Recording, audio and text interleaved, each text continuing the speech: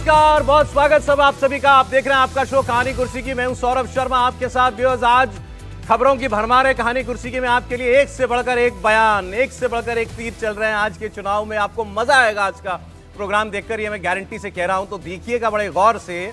देखिए, आज की खबरें मैं आपको जल्दी से बता देता हूं, फिर हम लोग एक एक करके डिस्कस करना शुरू करेंगे। अरविंद केजरीवाल की जमानत पर सुनवाई सुप्रीम कोर्ट के अंदर चल रही है। थोड़ी देर में सुनवाई दोबारा शुरू होगी। अब अरविंद केजरीवाल पर पहले जब बहस हुई थी 2 दिन पहले, तो कोर्ट ने ऐसा रुख दिखाया था कि भाई ये विशेष परिस्थितियों में क्या किसी को बेल दी जा सकती है चुनाव प्रचार के लिए। ये मुख्यमंत्री हैं, एक पार्टी के अध्यक्ष हैं, तो लग रहा था शायद बेल मिल जाएगी। अब ईडी ने कल जो है हलफनामा एक दाखिल कर दिया और बड़ा डिटेल हलफनामा है। उस हलफनामे में उन्होंने कहा है कि प्रचार करना चुनाव में किसी का मौलिक अधिकार नहीं है। चुनाव प्रचार के लिए आज तक किसी आरोपी को बेल मिली नहीं है। इसके लिए उन्होंने 125 चुनावों के पिछले 5 साल में जो 125 चुनाव हुए उसकी एक लिस्ट दे दी सुप्रीम कोर्ट को कि देखिए ये लिस्ट है, इसमें आज तक कोई आरोपी जो है जेल के बाहर जाकर प्रचार करने नहीं गया। आरोपी जेल से चुनाव लड़ सकता है, लेकिन प्रचार के लिए किसी अदालत ने किसी व्यक्ति को बेल नहीं दी। तो ये नजीर मत रखिए आप। वो सुप्रीम कोर्ट से अपील कर रहे हैं। एक खबर, इस पर जाएंगे थोड़ी देर में। दूसरा, कन्नौज में आज राहुल गांधी और अखिलेश यादव की जॉइंट साझा रैली हो रही है, सभा हो रही है। वहां की तस्वीर मैं आपको दिखाऊंगा। अखिलेश यादव और राहुल गांधी अब मेरे ख्याल से दूसरी या तीसरी बार एक मंच पर आ रहे हैं। तीसरा, आज प्रियंका गांधी का एक बयान, एक वीडियो जो है बड़ा वायरल हो रहा है, जिसमें वो बड़े कॉन्फिडेंस के साथ कह रही हैं, ललकार के कह रही हैं अमेठी में, मैं ये चुनाव जीत कर जाऊंगी, समझ लो। तो वो देख सुनने लायक है प्रियंका गांधी वाड्रा का वो बयान। और क्या अमेठी का चुनाव जब तक लग रहा था कि वहां किशोरीलाल शर्मा कांग्रेस ने खड़े कर दिए तो स्मृति ईरानी तो झट से ले जाएंगी चुनाव, क्या प्रियंका गांधी वाड्रा ने वहां का चुनाव बना दिया है। और ऐसे ही रायबरेली में, इसकी हम लोग बात करेंगे अलग से। Manishankar Aiyar is back. जी हां, मणिशंकर अय्यर वापस आ गए हैं। हर चुनाव में आप उनको मिस करते हैं। इस बार उन्होंने किसी को निराश नहीं किया, आए हैं और कहा है कि ये पाकिस्तान है, इसके पास एटम बम है, इसकी भी कोई इज्जत है, इज्जत है पाकिस्तान की, इससे बात तो करो। आप कहते हो कि आतंकवाद और बातचीत एक साथ नहीं चल सकती। वो आतंकवाद तभी रोकेगा जब तुम उससे बात करोगे। अगर किसी सिरफिरे ने वहां पर लाहौर में बम फोड़ दिया तो यहां अमृतसर में भी आ जाएगा उसका असर। ये सारी बातें मणिशंकर अय्यर साहब कर रहे हैं। तो बीजेपी के पक्ष में एक बार फिर वो प्रचार करने के लिए उतर पड़े, इसकी हम लोग बात करेंगे। बिहार में तेजस्वी यादव कह रहे हैं वो सब मिल गया है, वो सब लोग मिल गया है, अब इधर वाले सब मिल जाओ। शुद्ध जाति की राजनीति कर रहे हैं इस वक्त तेजस्वी यादव बिहार में, बड़ी इंटरेस्टिंग, उसकी बात करेंगे हम। लेकिन सबसे पहले मैं आज आपको प्रधानमंत्री मोदी का एक स्टेटमेंट सुनाना चाहता हूं और जरा इस स्टेटमेंट को सुनिए और केवल यह सोचिएगा कि प्रधानमंत्री मोदी इस व्यक्ति की जो रिटॉर्ट करने की, जवाब देने की जो कला है वो कितनी जबरदस्त है। महाराष्ट्र में कल आपको मैंने स्टेटमेंट सुनाया था संजय राउत का। उन्होंने कहा ये शिवाजी महाराज की धरती है, गुजरात में पैदा हुआ था, औरंगजेब यहां आया, 27 साल महाराष्ट्र पर कब्जा करने की कोशिश करता रहा, हमने महाराष्ट्र की जमीन में गाड़ दिया था औरंगजेब को। मोदी तू कौन है, ऐसे ही पूछा था संजय राउत ने। अब आज प्रधानमंत्री ने कहा ये लोग मेरे मरने की कामना कर रहे हैं, कह रहे हैं गाड़ देंगे, ये मुझे मारने में भी तुष्टीकरण का ख्याल रखते हैं। सुनिए। ये नकली शिवसेना वाले मुझे जिंदा गाड़ने की बात कर रहे हैं। एक तरफ कांग्रेस है जो कहती है मोदी तेरी कब्र खुद देगी, और दूसरी तरफ ये नकली शिवसेना है जो मुझे जिंदा गाड़ने की बात करती है और मुझे गाली देते हुए भी ये लोग तुष्टीकरण का पूरा ध्यान रखते हैं। मोदी की कब्र खुदेगी, मोदी को जिंदा गाड़ देंगे, और इसमें भी अपने वोट बैंक को पसंद आए वही गाली दागोगे क्या? आपने मोदी जी की बात सुनी। कौन सोच सकता था कि इसमें भी ये एंगल निकल सकता है। हर्षवर्धन त्रिपाठी जी, राहुल महाजन जी, समीर चौहान साहब, प्रोफेसर संगीत रागी आ चुके हैं हमारे सेट पर कहानी कुर्सी के, आपके रोज के मेहमान। स्वागत सर आप सभी लोगों का।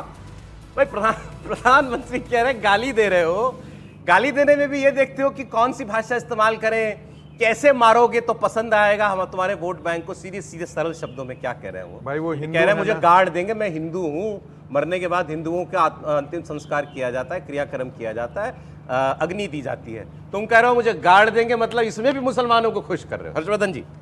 देखिए, प्रधानमंत्री नरेंद्र मोदी चुनाव के वक्त में कैसे हो जाते हैं इसकी कल्पना कर पाना किसी के लिए असंभव है। और मैं बहुत पहले से तो नहीं, लेकिन 2007 के विधानसभा चुनाव से नरेंद्र मोदी को देख रहा हूं और मैंने 2007 में मुख्यमंत्री रहते हुए भी उनकी रैलियां, उनकी सभाएं, उनके भाषण सुने थे। कमाल की बात यह है कि 2008 में जब अहमदाबाद ब्लास्ट होता है तो उनके मुंह से ऐसी कोई बात, ऐसी कोई न तो भड़काऊ बात, न तो कोई जिसको हम कहते हैं कि अगर आज की सोशल मीडिया के भाषा में कहें तो ज़बरदस्त वाला ट्रोल, ऐसी भाषा नहीं सुनने को मिलती। लेकिन जब चुनाव का समय होता है तो मुझे मोदी जी का वो बयान याद आता है जिसमें वो कहते हैं 4.5 साल काम और 6 महीने जम के राजनीति करूंगा। उनको ये पता है कि ये बोलते हैं, उनका बयान है, उनका खुद का बयान है कि 4.5 साल में काम करूंगा, 6 महीने राजनीति करूंगा। ये जो 6 महीने वाली राजनीति होती है, विशेष करके जो 2 से 3 महीने वाले आदर्श आचार संहिता वाले होते हैं, इसमें नरेंद्र मोदी एकदम अलग हो जाते हैं। भारतीय जनता पार्टी के स्टार कैंपेनर हैं, जबरदस्त ब्रांडिंग है, जबरदस्त छवि है, लेकिन जिस तरह से वो हमलों का जवाब देते हैं, वो एक होता है ना, एक जो मोगली का वो हुआ करता था लकड़ी वाला, उसको क्या बोलते हैं कि मारो फिर थोड़ी देर में लौट के आ जाता है, बूमरैंग। अब नरेंद्र मोदी विपक्ष के सारे हथियारों का वही उपयोग कर लेते हैं। अब ये जिस अंदाज में इन्होंने कहा, एक तरफ तो शिवसेना वालों को गालियां पड़ रही होंगी, मुसलमानों से भी वो कह रहे होंगे कि हमारे औरंगजेब को गाड़ दिया। अब दूसरी तरफ प्रधानमंत्री नरेंद्र मोदी उनको गाड़ने की बात कर रहे हैं, यानी इसमें भी उनको मुसलमानों की तरह उनका अंत देख रहे हैं। तो ये भी हिंदुओं को किस तरह से दिख रहा होगा। तो प्रधानमंत्री नरेंद्र मोदी चुनावी समय में दोधारी तलवार हो जाते हैं, दोनों तरफ। इसको भी विपक्ष कहेगा, देखिए ये भी हेट स्पीच है, विपक्ष कहेगा इसमें भी, देखिए इसमें भी मुसलमानों को, देखिए मैं वही कह रहा हूं, आप कहते रहिए हेट स्पीच है।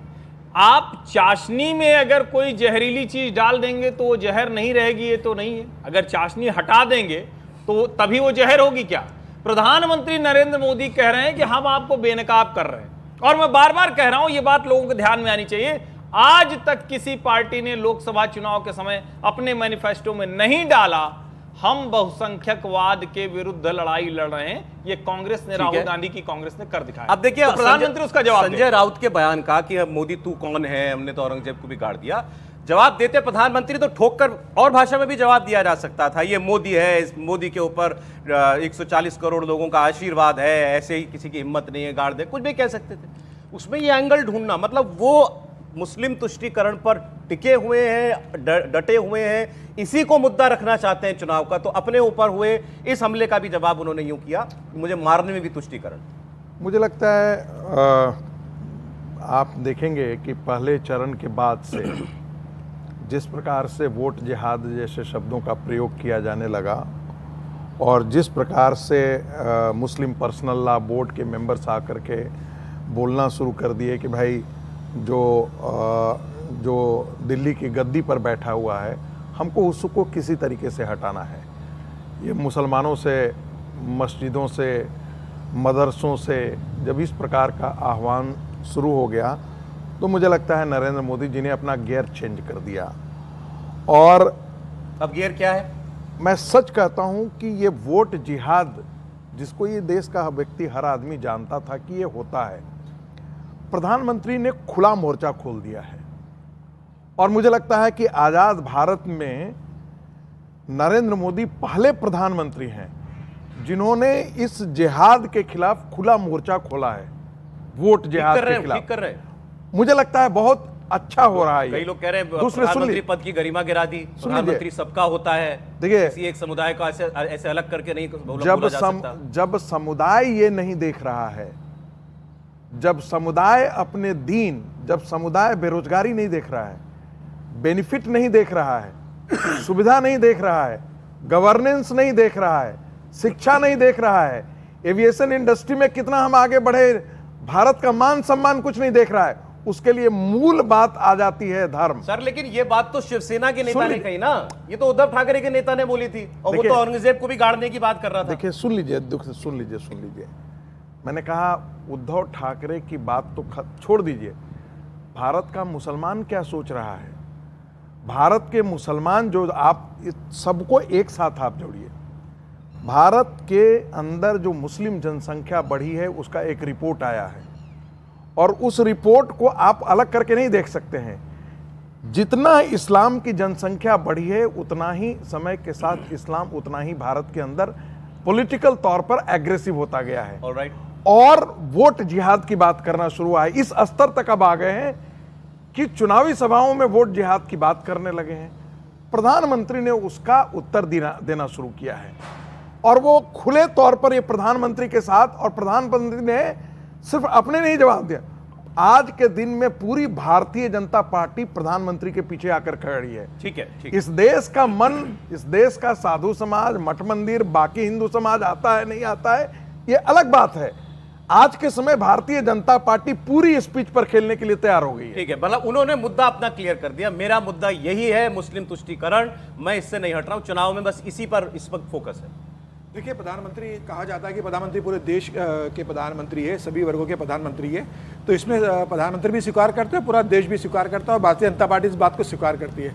लेकिन प्रधानमंत्री मोदी और भारतीय जनता पार्टी ये बात भूलती नहीं है कि उनका मूल वोटर क्या है, वो किनके वोट के दम पर देश के प्रधानमंत्री बने हैं, उनका कोर वोटर क्या है। और जब चुनाव आते हैं तो प्रधानमंत्री मोदी इस बात को ध्यान रखते हैं कि वह प्रधानमंत्री नहीं, इस समय पार्टी के स्टार प्रचारक है, वो पार्टी का जो मूल आधार है, जो मूल वोट बैंक है, उसे याद दिलाना है कि तुष्टीकरण की राजनीति कौन कर रहा है, मुसलमानों के वोट बैंक के लिए कौन मरा जा रहा है, आपस में मारकाट कौन मचा रहा है, और समाज को धर्मों के आधार पर ध्रुवीकरण की राजनीति करने की कोशिश कौन कर रहा है। प्रधानमंत्री बार बार अपने मतदाता को याद दिलाते हैं, देश के मतदाताओं को, कि आपको किससे सावधान रहने की जरूरत है। मुझे लगता है एक प्रचारक होने के नाते पार्टी के प्रधानमंत्री मोदी अगर बार बार याद दिला रहे हैं तो कुछ गलत नहीं कर रहे हैं, वो देश की जनता को आगाह कर रहे हैं कि आने वाले खतरे से, क्योंकि जो कल जो रिपोर्ट आई है उसके आधार मौके पे आई है रिपोर्ट। खैर, उसी रिपोर्ट से होता है। संजय राउत ने सोचा होगा कि उनके हमले का यूं प्रधानमंत्री इस्तेमाल करेंगे। देखिए, संजय राउत तो जैसे ना कांग्रेस के अंदर मणिशंकर अय्यर है, दिग्विजय सिंह है, वह शिवसेना के मणिशंकर और दिग्विजय सिंह है, वो हर ऐसा बयान देते हैं जिससे उद्धव ठाकरे के लिए मुश्किलें खड़ी होती है।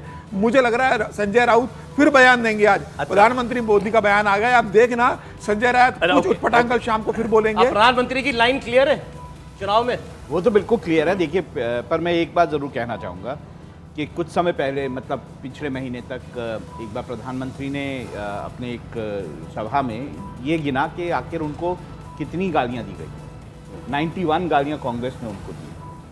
तो मुझे हमेशा ही लगा, मैंने गुजरात में भी जब उनका चुनाव प्रचार, जब गुजरात में मुख्यमंत्री होते थे तब भी चुनाव प्रचार जो है बहुत सारे कवर किए हैं।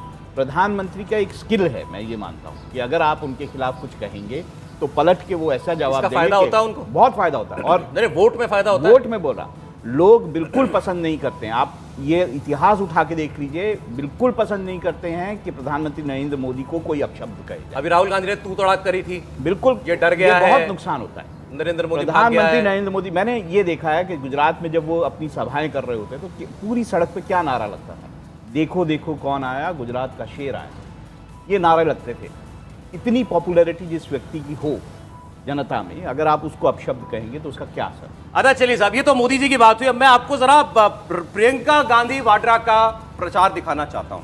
वो लगी हुई है बड़ी शिद्दत से अपने भाई के लिए रायबरेली में और अमेठी में अपने उम्मीदवार के लिए, क्योंकि अमेठी उनके भाई पिछली बार हार गए थे। अब उनकी बॉडी लैंग्वेज देखकर, बोलने का तरीका देखकर, जो वो मेहनत कर रही हैं सुबह से लेकर रात तक, नॉन स्टॉप सभाएं, नॉन स्टॉप नुक्कड़ सभाएं, लोगों से बात करना, उन्होंने ऐसा लगा ठान लिया है मुझे अमेठी का बदला लेना है, मुझे स्मृति ईरानी से राहुल गांधी की हार का बदला लेना है, किशोरी लाल शर्मा को जिताना है। और उन्होंने आज कहा, मैं आपको सुना रहा हूं बयान, मैं ये चुनाव जीत कर जाऊंगी। आप मतलब वाकई उस महिला के अंदर इस वक्त जो भी जज्बा होगा वो दिख रहा है उस बात। मैं ये बिल्कुल नहीं कह रहा हूं कि चुनाव में वो वाकई चुनाव निकाल लेंगी या कुछ कर, लेकिन अपनी तरफ से पूरा एफर्ट है। कुछ लोग तो कह रहे हैं जितना एफर्ट इस वक्त, जितनी मेहनत अगर जो प्रियंका गांधी वाड्रा कर रही है, इसका अगर 10% भी राहुल गांधी में आ जाए, जज्बा बात करने का, तो कहानी पलट जाए। लेकिन आप सुनिए जरा, रायबरेली में और अमेठी में जिस तरीके से प्रचार कर रही हैं, क्या इसका असर होगा, हम इस पर बात करेंगे। प्रियंका गांधी वाड्रा। मन बनाओ, मन बनाओ, जिस दिन मन बनाओगे तो कोई नहीं हरा पाएगा। इस चुनाव को जीत के जाऊंगी मैं यहां से, मैं आपके बीच आऊंगी, आपके साथ लड़ूंगी और अमेठी के इस पवित्र धरती में सही राजनीति, सत्य की राजनीति वापस लाने के लिए लड़ूंगी और कोई हमें हरा नहीं पाएगा। ये मैं आपसे कह रही हूं। मैं चुनाव जीत कर जाऊंगी अमेठी में। हर्षवर्धन जी। सौरभ जी, मैं बार बार कहता हूं, फिर से दोहरा देता हूं, हम पत्रकारों को भी स्मृति लोप की बीमारी है। हमको भूल गया। आप और मैं भूतकाल में जा रहे हैं, अभी तो पहले बात करें ना। नहीं, इसी की बात कर रहा हूं मैं, प्रियंका की बात कर रहा हूं मैं। आप लोग भूल गए। मैं तो कह रहा हूं कि जरा आर्काइव से 2019 के अमेठी वाले सारे भाषण निकाल के दिखाइए ना। इससे भी खतरनाक अंदाज में पत्रकार ने पूछा स्मृति ईरानी के, हु स्मृति। इसी अंदाज में स्मृति ईरानी के खिलाफ, जैसे स्मृति ईरानी कुछ हो ही नहीं, कोई है कहीं से आ गई है एक महिला, अरे चलो इसको क्या लेना देना है। कहां राहुल गांधी के खिलाफ लड़ पाएगी। आज भी वही अहंकार है। और ये मुश्किल आप समझिए। इसमें अहंकार क्या है? वो कह रही मैं चुनाव जीत कर जाऊंगा। मैं बता रहा हूं ना, मैं बता रहा हूं, मैं उसी पे आ रहा हूं। जब कह रही चुनाव जीत के आऊंगे, और हम लोग लगातार पिछले 3 दिनों से, अच्छा एक तो ये भी लोग बंद कर दें कहना कि टीवी पे प्रियंका जी को नहीं, इतना दिखाया जा रहा है कि कल शाम को मैं घर गया और एक बुजुर्ग सज्जन ने मुझे हड़काया, कहे रोज कहानी कुर्सी में जाके आप लोग बोलते रहते हैं, क्या हो गया आप लोगों को? कौन है रायबरेली प्रत्याशी? तो मैंने कहा राहुल गांधी। कहे उसका जिक्र आया कभी? कहे भाजपा से कौन लड़ रहा है? मैंने कहा दिनेश प्रताप सिंह। कहे उसकी एक बार भी चर्चा आपके शो में हुई? प्रियंका गांधी कौन है?